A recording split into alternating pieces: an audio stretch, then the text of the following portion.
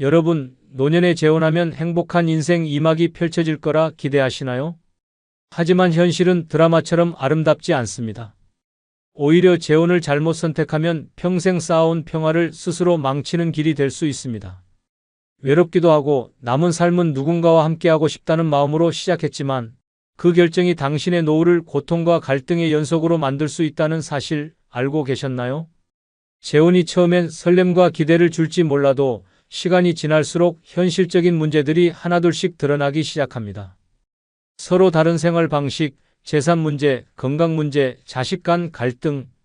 아니, 솔직히 말해 행복은커녕 내 삶이 더 피곤해질 가능성이 훨씬 큽니다. 오늘은 그래서 노년에 재혼하면 닥칠 불행 7가지를 이야기하려 합니다. 지금 재혼을 고민 중이라면 이 영상을 꼭 끝까지 보세요. 이 7가지 문제를 알지 못하면 재혼 후에 후회와 눈물을 삼키며 차라리 혼자 사는 게 나았을 거리라고 말할 날이 올 수도 있습니다. 지금 시작합니다. 구독, 좋아요 눌러주세요. 첫 번째는 건강 문제가 책임으로 다가온다입니다. 여러분, 노년에 가장 중요한 건 뭘까요? 바로 건강입니다. 그런데 재혼을 하면 내 건강뿐 아니라 상대방의 건강 문제까지 내 책임으로 떠안게 될 수 있다는 사실 알고 계십니까? 처음엔 서로 도우며 살아가자라는 낭만적인 약속으로 시작했겠지만 시간이 지나면 그 약속이 무거운 의무로 바뀔 가능성이 큽니다. 예를 들어 상대방이 만성 질환을 앓고 있다고 가정해 보세요. 재혼 전에는 그 정도는 내가 도와줄 수 있어라고 생각했을 겁니다. 하지만 막상 간병인의 역할을 해야 하는 상황이 닥치면 어떨까요? 매일 약을 챙겨주고 병원에 동행하고 집안일까지 혼자 떠맡다 보면 당신은 점점 지쳐가고 있을 자신을 발견하게 될 겁니다. 반대로 당신이 아프게 된다면 어떨까요? 재혼 상대가 처음엔 내가 당신을 돌볼게라고 말할지 몰라도 시간이 지나면 내가 이걸 계속 감당할 수 있을까? 라는 생각이 들기 시작할 겁니다. 결국 서로의 건강 문제가 부담스럽고 피하고 싶은 짐으로 느껴질 가능성이 큽니다. 아니, 솔직히 말해 건강 문제는 재혼 관계를 시험하는 가장 큰 리트머스 시험지입니다. 둘 중 한 명이라도 감당할 수 없는 수준의 건강 문제가 생기면 그 관계는 더 이상 안정적일 수 없습니다. 특히 재혼 관계는 본질적으로 혈연으로 맺어진 가족보다 약한 연결고리를 가지고 있기 때문에 이런 위기를 극복하기가 더 어렵습니다. 노년은 내 건강을 관리하기에도 벅찬 시기입니다. 상대방의 건강 문제까지 떠안아야 한다면 그 스트레스는 상상 이상일 수 있습니다. 재혼을 고민 중이라면 상대방의 건강 문제에 대해 현실적으로 받아들일 준비가 되어 있는지 꼭 고민해 보세요. 노년의 건강 문제는 사랑으로만 해결되지 않습니다. 그럼 실제 사례 한 편을 소개해 드리겠습니다. 60대 중반에 재혼한 김씨 부부는 처음엔 행복했습니다. 외롭지 않으니 삶이 더 풍요로워졌다며 주변에 자랑까지 했죠. 하지만 결혼 2년 차에 재혼 상대였던 남편이 뇌졸중으로 쓰러지면서 상황은 완전히 달라졌습니다. 병원비와 재활 비용이 천문학적으로 불어나면서 김 씨는 평생 모아둔 은퇴 자금을 거의 다 써야 했습니다. 처음엔 내가 사랑으로 돌봐야지라는 마음으로 간병을 시작했지만 시간이 지나면서 김 씨는 극심한 신체적 정신적 피로를 느끼기 시작했습니다. 하루 종일 병원과 집을 오가며 돌보는 생활이 반복되자 본인도 건강이 나빠졌고 우울증까지 겪게 되었죠. 문제는 재혼 남편의 자녀들이었습니다. 아버지를 왜 제대로 못 돌보냐고 비난하면서도 정작 간병에 도움을 주지 않았습니다. 심지어 아버지 재산은 어디에 썼느냐며 김 씨를 의심하기까지 했습니다.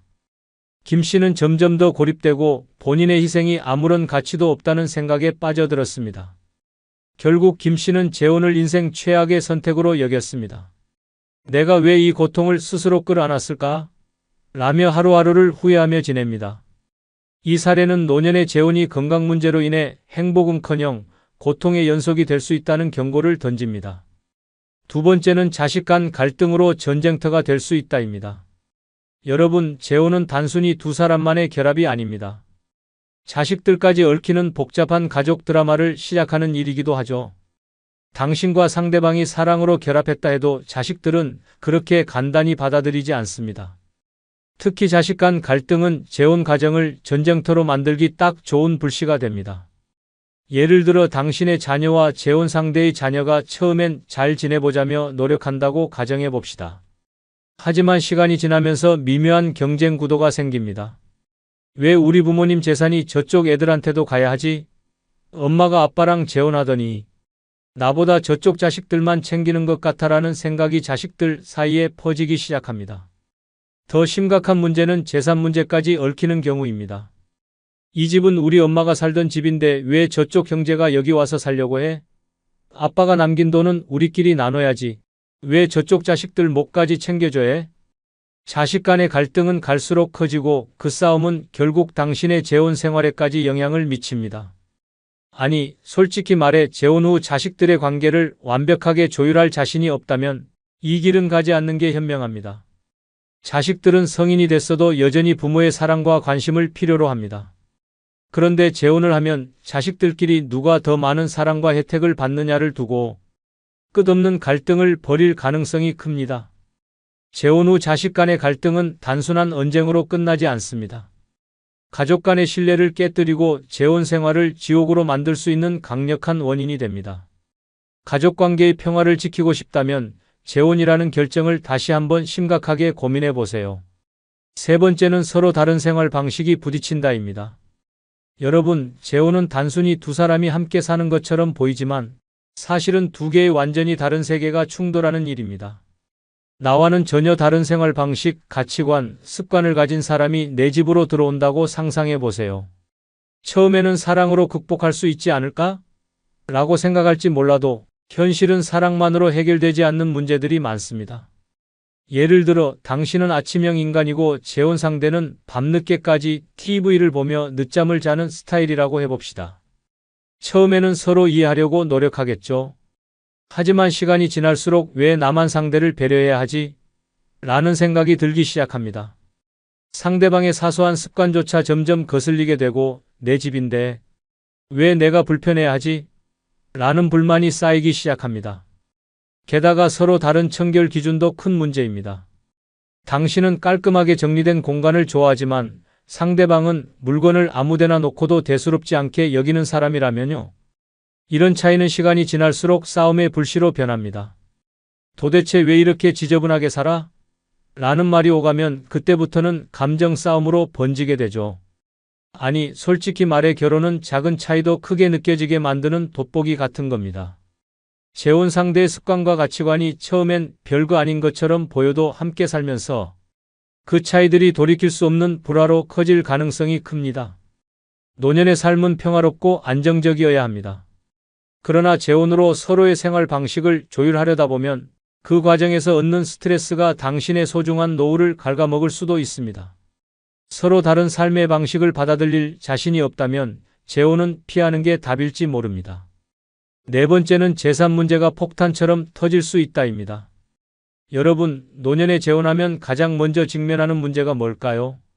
바로 재산 문제입니다. 같이 살면 더 안정적이지 않을까?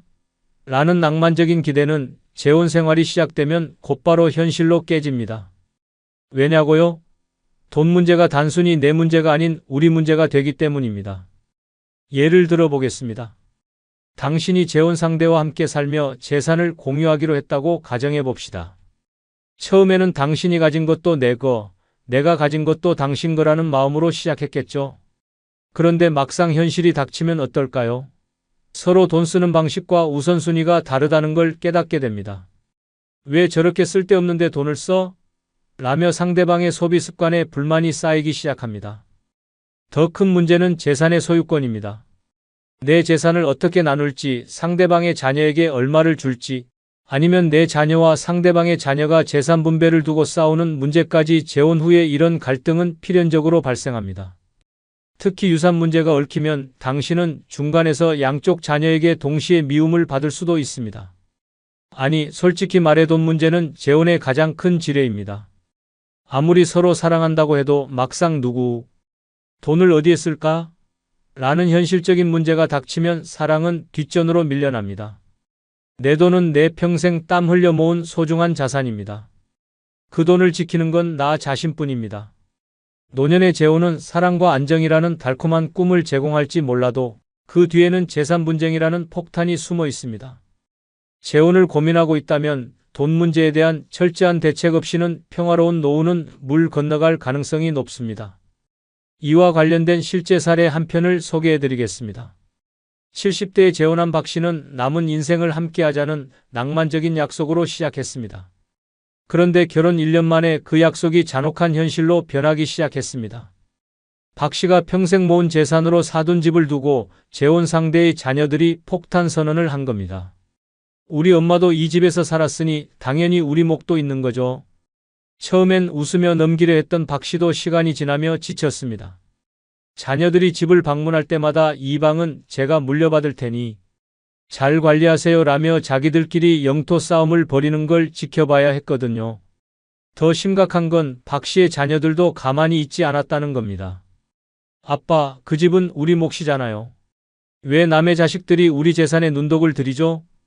결국 박 씨는 양쪽 자녀들의 공격 사이에서 샌드위치 신세가 됐습니다. 결국 가족회의가 열린 날 자녀들은 서로 얼굴을 붉히며 싸웠고 재혼 상대도 내 자식이 틀린 말 한 건 없잖아 라며 박 씨를 몰아세웠습니다. 결국 박 씨는 내 재산이니까 내가 쓰겠다 며 선언했지만 이미 자녀들과의 관계는 완전히 틀어졌습니다. 이 사례는 노년의 재혼이 재산 문제라는 지뢰를 건드리는 순간 얼마나 큰 폭탄으로 터질 수 있는지를 보여줍니다. 사랑은 남았지만 평화는 사라진 현실에 박 씨는 매일 한숨만 내쉬고 있다고 합니다. 5번째는 자유를 잃고 상대방이 나를 통제한다입니다. 여러분, 노년에 재혼하면 이제 외로움을 채우고 안정된 삶을 살겠지라고 기대하시죠? 그런데 현실은 어떨까요? 오히려 당신이 그토록 기다렸던 자유를 송두리째 잃어버리는 결과가 될 수 있습니다. 재혼은 새로운 시작 같지만 사실은 다시 누군가에게 묶이는 일이라는 걸 잊으면 안 됩니다. 예를 들어 혼자 살 때는 하고 싶은 걸 마음껏 즐길 수 있었죠. 여행도 가고 친구들과 늦게까지 수다도 떨고 내가 하고 싶은 대로 하루를 보낼 수 있었습니다. 하지만 재혼을 하면 상황이 달라집니다. 상대방의 스케줄에 맞춰야 하고 사소한 일 하나도 상대의 눈치를 보며 결정해야 합니다. 오늘은 친구를 만나러 갈게요 라는 말에 상대가 그냥 집에서 쉬는 게 좋지 않아? 라고 하면 당신의 자유로운 일정은 그 순간부터 제한받기 시작합니다. 아니, 솔직히 말해 혼자 살 땐 내 맘대로 살았는데 재혼 후엔 상대방의 의견을 매번 고려해야 하는 스트레스가 쌓이게 됩니다. 더 심각한 건 상대방이 당신의 행동을 통제하려 드는 상황입니다. 왜 그렇게 돈을 쓰냐? 그건 우리 나이에 좀 과한 거 아니야? 같은 말을 듣다 보면 당신은 점점 더 자신을 억누르게 되는 자신을 발견하게 될 겁니다. 결국 내가 왜 다시 이런 관계에 묶였지? 라는 후회가 밀려올 가능성이 큽니다. 노년의 재혼은 자유를 되찾는 길이 아니라 새로운 구석으로 들어가는 입구가 될 수 있습니다. 진정한 평화와 자유를 원한다면 재혼이라는 선택이 과연 그걸 줄 수 있는지 다시 한번 깊이 고민해 보세요. 자유를 지키는 건 오롯이 당신의 선택에 달렸습니다. 6번째는 정서적 외로움은 더 깊어질 수 있다입니다. 여러분, 재혼하면 외로움이 사라질 거라고 생각하시죠? 이제는 누군가와 함께하니 더 이상 외롭지 않겠지라는 기대가 있을 겁니다. 그런데 놀랍게도 재혼 후에 느끼는 외로움은 혼자 있을 때의 외로움보다 훨씬 더 깊고 고통스럽다는 사실 알고 계셨나요? 왜냐하면 재혼 관계에서의 외로움은 단순히 혼자 있음에서 오는 고독이 아니라 함께 있음에도 불구하고 느끼는 소외감에서 비롯되기 때문입니다. 상대방이 내 기대를 채워주지 못하거나 오히려 상대와의 갈등이 커질 때 외로움은 배가 됩니다. 예를 들어보죠. 혼자 살 때는 외로울 때 친구를 만나거나 좋아하는 취미로 시간을 보낼 수 있었습니다. 하지만 재혼 후엔 그런 자유조차 제한될 가능성이 큽니다. 더 큰 문제는 상대방과의 정서적 연결이 부족하다고 느낄 때입니다. 상대방이 내 감정을 이해하지 못하거나 나의 이야기에 공감하지 않을 때 당신은 혼자 있을 때보다 더 큰 외로움을 느끼게 될 겁니다. 아니, 솔직히 말해 외로움을 해결하려고 재혼했는데 그 선택이 더 큰 외로움과 고립을 낳는다면 얼마나 억울하겠습니까? 차라리 혼자 사는 게 더 나았을 텐데라는 생각이 드는 순간 당신은 이미 재혼에 대한 후회를 시작한 겁니다. 재혼은 외로움을 해결하는 만능 열쇠가 아닙니다. 오히려 상대방과의 정서적 불일치와 갈등은 외로움을 더 깊게 만들 뿐입니다. 진정한 외로움의 해결은 타인에게 기대지 않고 스스로 내 삶을 풍요롭게 만드는 것에서 시작됩니다. 재혼이 외로움의 탈출구라고 믿지 마세요. 그것이 새로운 외로움의 시작이 될 수도 있습니다. 7번째는 법적 문제로 얽혀들 수 있다입니다. 여러분, 재혼이 단순히 두 사람의 사랑으로 끝날 거라고 생각하시나요? 현실은 그보다 훨씬 더 복잡합니다. 특히 노년의 재혼은 법적 문제의 덫에 걸릴 가능성이 높습니다. 당신이 준비가 되어 있지 않다면 재혼 후 갑작스럽게 법적 분쟁에 휘말리며 고통의 나락으로 빠질 수도 있습니다. 예를 들어 재혼 상대가 채무를 지고 있거나 과거의 사업 문제로 법적 분쟁 중이라는 사실을 몰랐다면 어떨까요? 재혼 후에 상대의 문제를 알게 되었을 때 당신은 법적으로도 그 책임을 나눠져야 할 상황에 놓일 수 있습니다.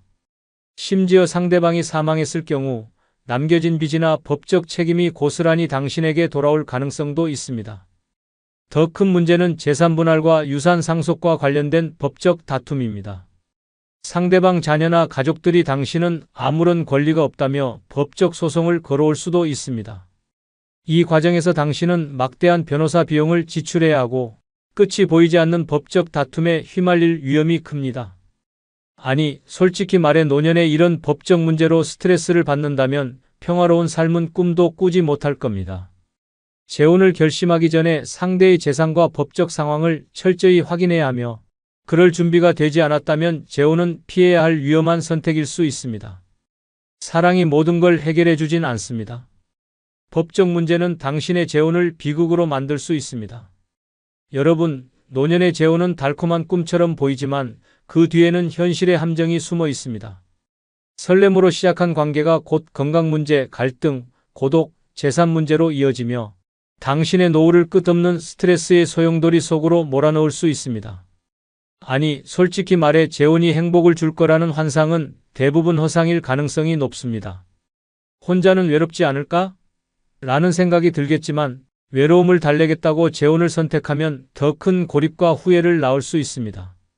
평화로운 노후는 타인에게 의지하는 것에서 오는 것이 아니라 스스로 만족스러운 삶을 만드는 것에서 시작됩니다. 재혼은 잘못된 선택을 하면 당신의 마지막 삶의 장을 고통으로 채우는 선택이 될 수 있습니다. 사랑보다 중요한 것은 당신의 평화와 행복입니다. 현명한 선택으로 스스로를 지키세요. 노년은 혼자서도 충분히 빛날 수 있습니다. 평화로운 홀로서기가 가장 안전한 선택일지도 모릅니다. 마지막으로 멤버십 가입해 주시면 더 자주 더 좋은 영상으로 보답하겠습니다. 구독, 좋아요도 부탁드립니다. 감사합니다.